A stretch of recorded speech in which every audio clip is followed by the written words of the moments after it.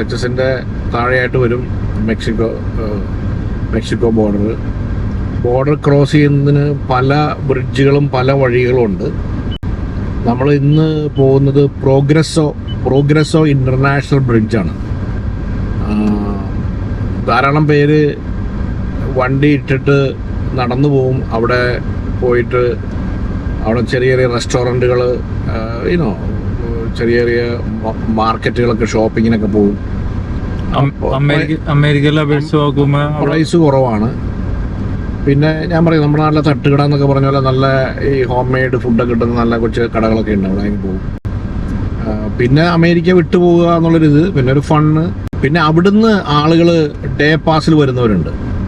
ഇവിടെ അവർക്ക് ലീഗലായിട്ട് വരാം.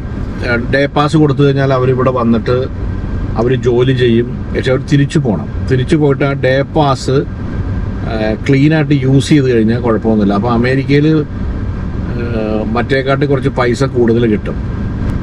അപ്പോൾ ഈ ഡേ പാസ്സുകാർ എങ്ങനെയാണ്? അവർ ഡെയിലി വന്നിട്ട് അന്ന് തന്നെ തിരിച്ചു പോകും? അല്ല, അന്ന് തന്നെ തിരിച്ചു പോകണമെന്നില്ല. വീക്കിലി പോകാം, മന്ത്ലി പോകാം. പക്ഷെ ആ ഡേ പാസിൻ്റെ പ്രശ്നം എന്താണെന്ന് വെച്ചാൽ അവരിവിടെ വന്നു വന്നിരിക്കട്ടെ. ഇപ്പം നമുക്ക് ഡേ പാസ് കിട്ടി. നമ്മൾ ഡേ പാസ് കിട്ടിയിട്ട് നമ്മൾ തിരിച്ചു പോകുന്നില്ലെന്നുണ്ടെങ്കിൽ ആ ഡേ പാസ് കൊണ്ട് US ലീഗലി നിൽക്കാൻ പറ്റില്ല.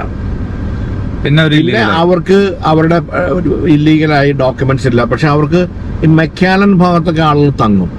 പക്ഷെ മെക്കാലൻ എന്ന് പറയുന്ന സ്റ്റേറ്റ് അമേരിക്കയിലുള്ളതാണെങ്കിൽ തന്നെയും മെക്കാലനിൽ പുറത്തേക്ക് പോകണമെങ്കിൽ, അതായത് മെക്കാലനിൽ ഫ്ലൈറ്റിൽ കയറണമെങ്കിൽ,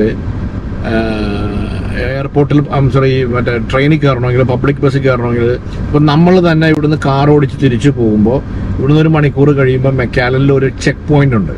അവിടെ വെച്ച് എല്ലാവരെയും സിറ്റിസനെയും നോൺ സിറ്റിസനെയും ഗ്രീൻ കാർഡുകാരെയും എല്ലാവരും ചെക്ക് ചെയ്തിട്ട് ഈ ഡേ പാസ് ഇല്ലീഗലായിട്ടുണ്ടെങ്കിൽ അവരവിടെ വെച്ച് പിടിക്കുകയും അവരെ ഡീപ്പോർട്ട് ചെയ്യുകയും ചെയ്യും.